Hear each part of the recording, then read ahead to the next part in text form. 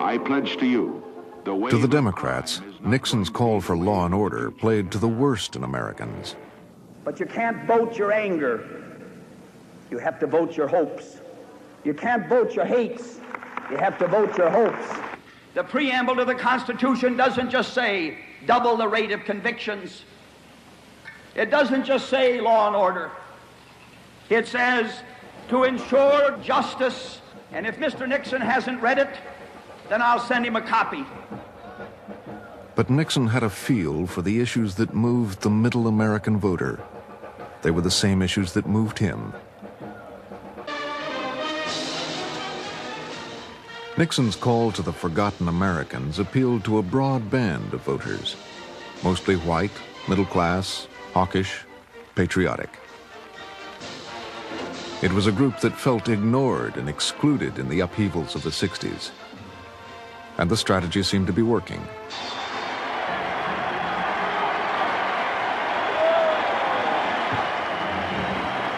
Nixon held his strong lead into the fall. Then, just before the election, President Johnson suddenly stopped the bombing of North Vietnam. Humphrey surged in the polls. We're going to have the biggest election surprise that America's known in 20 years.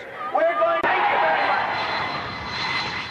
By election night, Nixon and Humphrey were dead even. Nixon prepared his family for the possibility of still another defeat. You see that Nixon has closed a little bit in the last few tabulations there. I think before the morning is out, Hubert Humphrey will be the next president of the United States. And there have been no changes. None of those big states have fallen yet that the ones we are waiting for.